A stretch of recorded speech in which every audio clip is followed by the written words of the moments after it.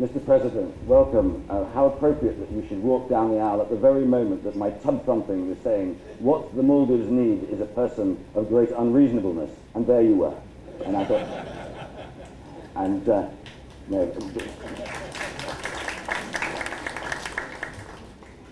Just to finish the last 2 or 3 sentences. It is terribly easy because we are used to actorly behavior and hyperbole. We live in a world of marketing. Therefore, people distrust with equal weight the urgency of a moment that needs to be captured. I do sincerely believe we are living at a moment which 100 years from now will be seen as important in human history of the Renaissance, of the Age of Enlightenment. I actually do feel that. I feel it wherever I go, that there's people who want something of importance and meaning, where the cleverness of this little creature, Homo sapiens, is demonstrated as opposed to just talked about, where we actually make a new contract between ourselves and the planet we live on. The problem is the language we use. If you're a bit too hippy-dippy, there's a whole sector of society doesn't want to go with you. If you're too much about the money you're going to make and the accountancy side of saving the world, there's another group of people, the idealists, who think that somehow you're a devious charlatan. So somewhere in the middle, we need a new language. And what I was going to say today is the language we need is one which is deeply respectful of the natural world we are on, and also deeply celebratory of the talents we have as humans to solve problems, and also deeply humble at the talents of the people who aren't us.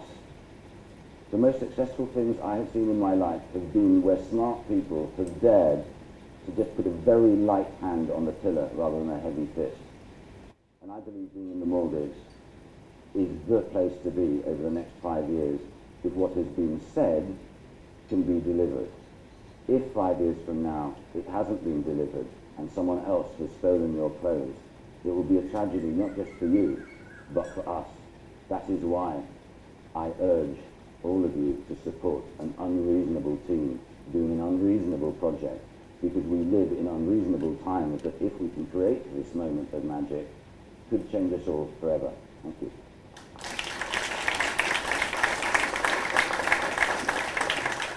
Tim, thank you for a very inspiring, insightful presentation, and I think you're absolutely right. A light hand on the tiller, and we prosper when we have those around us who don't necessarily think the way we do in moving the agenda forward.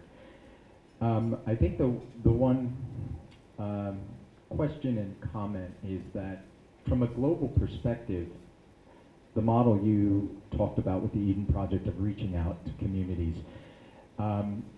at least from my perspective, I'm seeing it with successful results in many parts of the world. In other words, I don't think we're necessarily at the starting process of that, and maybe this is your point. It's taking it forward and moving that agenda further. But community-based consultations and outreach from Costa Rica to Namibia to Indonesia and Australia over the last decade have moved this agenda of tourism forward in very positive ways. And I'm just wondering if you have any thoughts about that.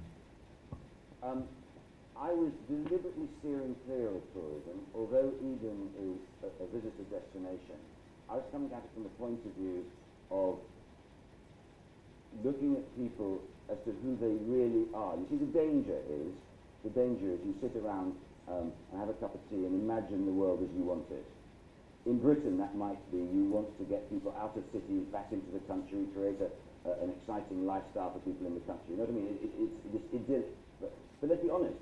Let's go to some of the outer islands here in the Maldives. There will be young people who have got access to mobile telephony, who are excited by what's going on in New York and Sydney and whatever. We're no longer, and I said, well, there's a danger that we come along like romantics and want to offer solutions and lifestyle choices and incomes that match our romantic view of how, say, island life should be.